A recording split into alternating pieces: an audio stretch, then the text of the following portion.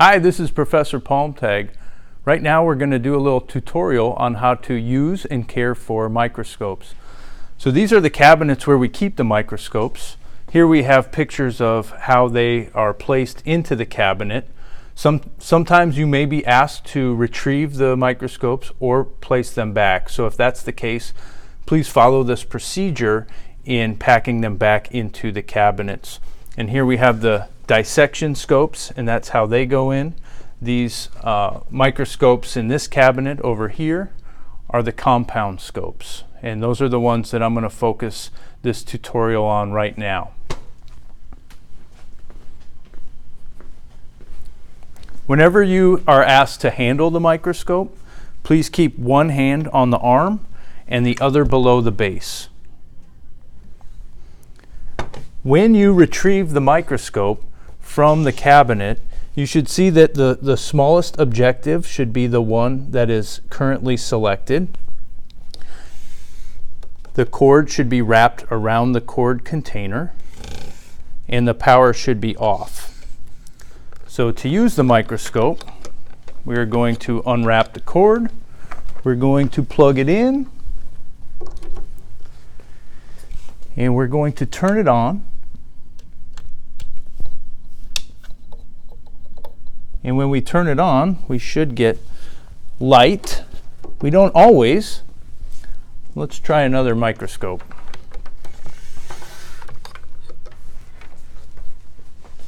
And sometimes this happens.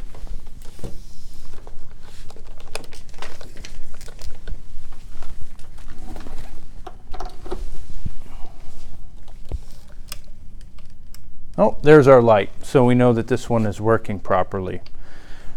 Some people that use a microscope like to use the eyepiece in this configuration. Others may choose to loosen this up, spin this around, and retighten. Make sure you retighten, otherwise this top eyepiece could fall off. If you're going to use it in this configuration, you'll need to turn it to this orientation. So the light microscope is used to view specimens that are transparent because it works by passing light through the specimen. So let's go ahead and start with preparing a specimen by making a wet mount. I have the supplies right here.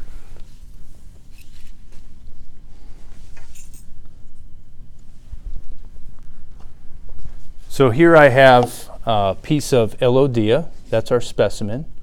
I'm going to place it on the slide. I'm going to place a small drop of water on the Elodea leaf, and you may put the water down first. Either way, in this case it works. Then I'm going to hold the cover slip at an angle and softly let it go.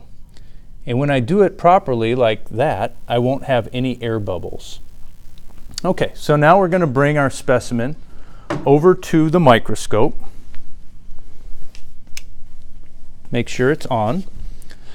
This area where I'm going to place the specimen in the slide is called the stage, and this is the stage clip. So this stage clip works in a very specific way. I see a lot of students use this incorrectly, so they maybe place the slide like that, or even beneath this clip. You'll see it fits in here in a very specific way, okay? And that is so that when I use these vertical adjustment knobs, it allows me to move that specimen around. All right, so here are the different parts of the microscope. This is the ocular. The eyepiece alone is going to magnify your specimen 10 times. These lenses here are the objective lenses. The smallest one on this microscope says 4x. So our total magnification is going to be the magnification of the ocular, which is always 10, multiplied by the magnification of the objective lens, which in this case is 4. The next one is 10, so it'll be 10 times 10 is 100. This one is 40. 10 times 40 is 400 total magnification. And this one is 60. So it'd be 10 times 60 for 600 total magnification.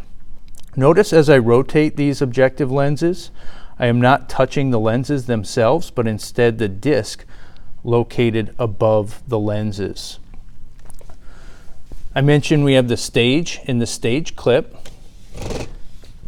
The location of the stage is controlled by the focus knobs. This large one moves the stage up and down quite a bit. And when I move to higher magnifications, I'm going to focus on using the fine focus knob, and I will altogether stop using the coarse focus knob. I mentioned these drop down as well. These move the slide around as you're viewing the slide through the microscope. Here's your light source down here. Right here is the iris diaphragm. This will control how much light from the light source can pass through the stage and through the lenses.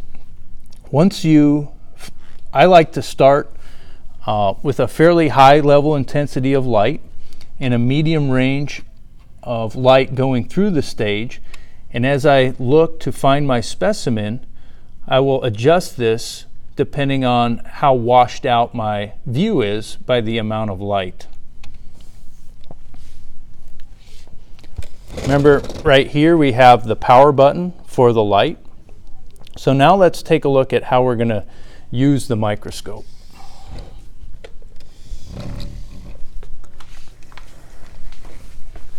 Every time I use the microscope, I'm always going to start out with the 4x objective, which is in this case the lowest powered objective. So 4 times 10 is a total magnification of 40.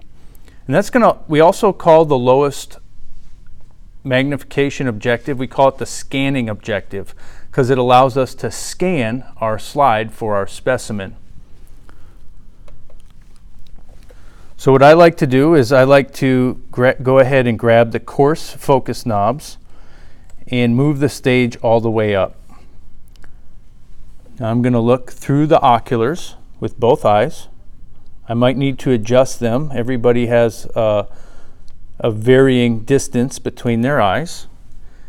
And since I brought the stage all the way up, now I'm just going to turn the coarse focus knobs toward me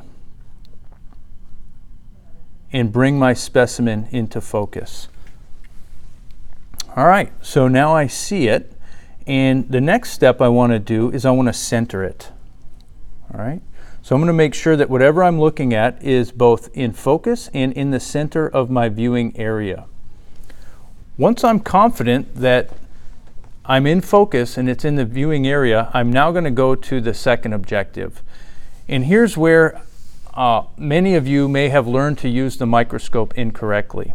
Did you ever have a teacher say, you have to move the stage down before you can advance to the next objective because we don't want you to damage the lens? Well, that makes it impossible to use the microscope effectively. So as long as you are in focus at a lower magnification and you're confident that you are focused on what it is that you're looking at, you can go ahead and advance to the next objective. If you move the stage, you're going to lose your specimen. So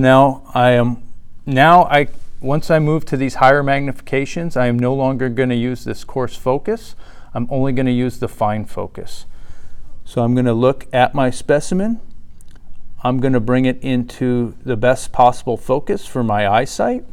And I'm once again going to use these vertical slide adjustments to center that specimen.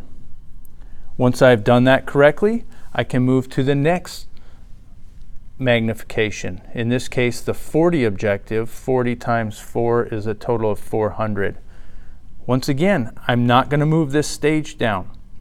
If I'm confident that I'm looking at the correct thing and that it's in focus, I turn right to that next highest magnification, and as long as I'm using the microscope correctly, that lens will not come in contact with that slide. If I would have moved the stage down to accommodate the movement of the objective, I would have lost it and had to start all over. All right.